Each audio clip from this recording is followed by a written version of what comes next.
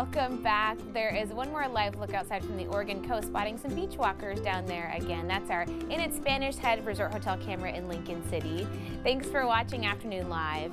If the thought of your kids leaving the nest makes you feel both excited and terrified, you're not alone. Here with tips to navigate this change in life, we welcome the author of What Do I Want to Be When They Grow Up, Karen Johnson. Thank you so much for joining us. Thank you so much for having me. It's graduation season right now, so I think a lot of parents, kids, families are feeling that excited but terrified. How do we kind of embrace all those emotions right now?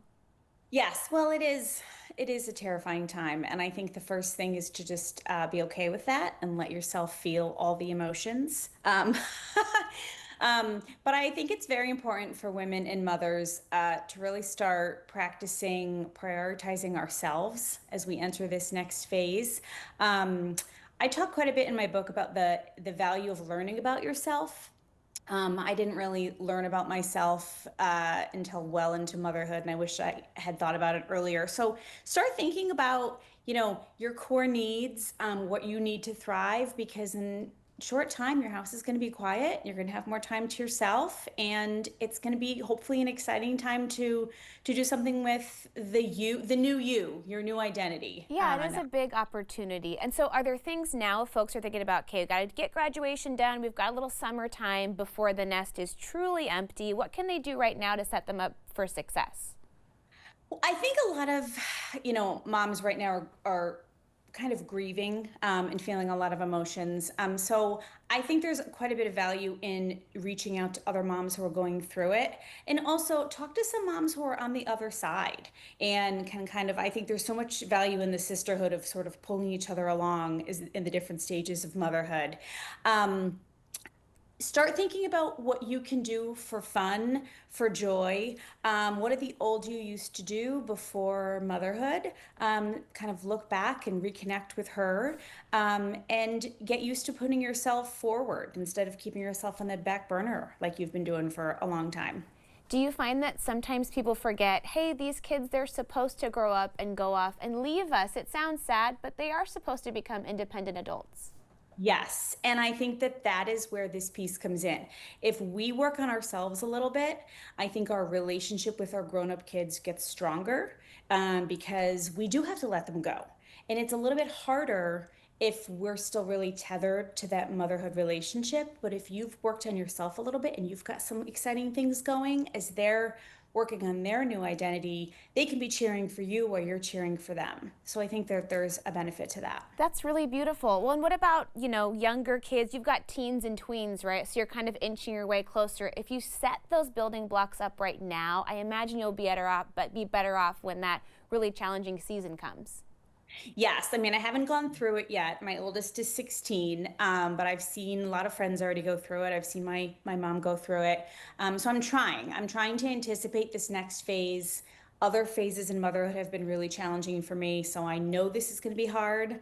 So I'm just kind of doing the work now, set up a little bit of a foundation. So I'll still cry and be a mess when they go. But hopefully I'll be in a little bit of a better place if I've done a little bit of work on myself beforehand. So I that's love that. Yeah, it's going to be emotional. We're going to go through it, but we're also going to embrace the beautiful parts of it too. Do you find that a lot of parents, because we can be so overscheduled and busy, when it's time for the nest to really be empty, they don't even know really where to begin. They don't even know what brings them joy anymore. Yes, and that's, I think, the worry. If we all wait to really work on this once they've left, I think the abruptness and the quiet is overwhelming. And so that's why I'm starting to say, let's start talking about it now.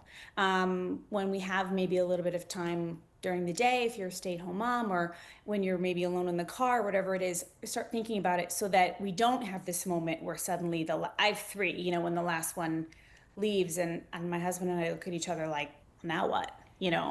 So yeah, that's kind of what I'm hoping is people start thinking about it before. Yeah, well, and what about, like you mentioned, reconnecting with your spouse? Everybody's family story is different, but it is an opportunity, and I think if you approach it the right way, that can be another really exciting time in your life too. For sure. We talk about all the time about we don't wish these days away. We're, going to be sad when our kids go, but we talk about, we're excited to travel and have some more time to do the things that we don't have time to do right now and work on our house, whatever. So that's another exciting thing you can do. Really start thinking about when you have more hours, what could you do with those hours that are very fulfilling.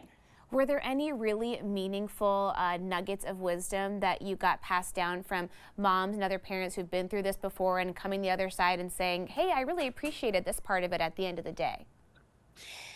Yes, I really have appreciated watching other moms do things for themselves, and sort of have that,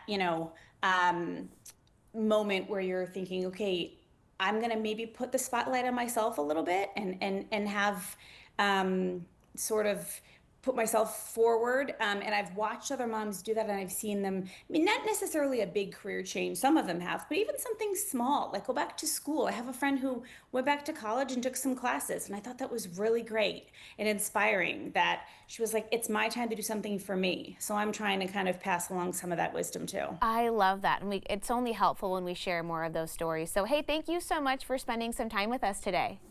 Thank you so much for having me. Of course. Karen's book again is called What Do I Want to Be When They Grow Up? And we'll have more information on our website at katu.com.